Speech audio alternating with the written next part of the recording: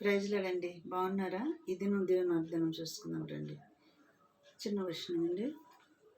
నా శత్రువులు నన్ను చుట్టినను, నరకపు పాశములు రిగట్టినను, వరదవలే భక్తిహీనులు పొర్లిన, ఇడువక నన్ను ఎడబాయని దేవా, ఇడువక నన్ను ఎడబాయని దేవా.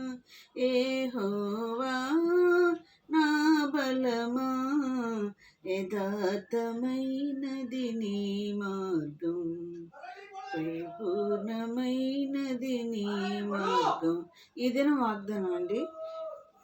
నిర్గమకాండం 14వ అధ్యాయము 13వ వచనం అండి. అందుకు మోషే, భయపడుకుడి, యెహోవా మీకు నేడు కలగజేయ రక్షణను మీరు ఊరకయే నిలుచుండి చూడుడి అని చెప్తున్నాడు. ఎందుకు భయపడుతున్నారు వీళ్ళు? ఇశ్రాయేలు ప్రజలు వెనక శత్రువులు తరుముతున్నారు. ముందు సముద్రము ఎదురైంది, తప్పించుకోవటానికి మార్గం లేక వాళ్ళు భయపడుతున్నారు. అప్పుడు చెప్తున్నాడు మోషే గారి మాట, మీరు భయపడొద్దు, నేడు యెహోవా ఇచ్చు రక్షణను మీరు ఊరకయే నిలుచుండి చూడుడి, అంతవరకే, కానీ మీరు భయపడొద్దు. ఆయన బలమైన దేవుడు మీకు మనకున్నాడు. ముందుగా మీరు భయపడాల్సిన పని ఉంది. అదే సమస్య అయినా సరే భయపడొద్దు. ప్రతి విషయం కూడా దేవుడి మీదనే పెట్టి ప్రార్థన చేయండి.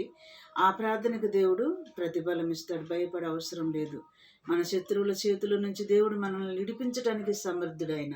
అందుకు మోషే గారు ఇక్కడ చెప్తున్నాడు, ఊరకనే నిలబడి మీరు చూడుడి,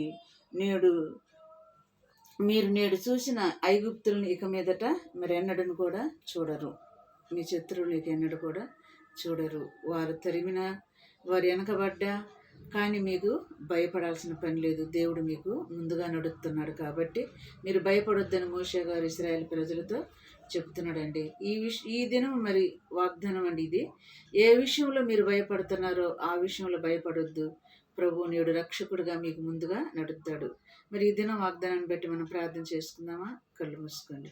స్తోత్రములు ప్రభువా, యేసయ్య, మాకు రక్షణకర్తవైన దేవుడువు, మా శత్రువుల చేతుల నుంచి విడిపించగలిగిన సమర్థుడు నీవే. కాబట్టి ప్రభా, భయపడకుండా నీ మీద మేము ఆనుకొని మా భారం నీ మీద వేసి నిన్ను స్తుతించుటకు, ఆరాధించుటకు, నిన్ను ముందు పెట్టుకొని మేము నడిచేవారు ఉండటానికి నీ కృప దయచేయమని నజరేయుడైన యేసుక్రీస్తు నామములో నేను అడిగి వేడుకుంటున్నాను నా తండ్రి.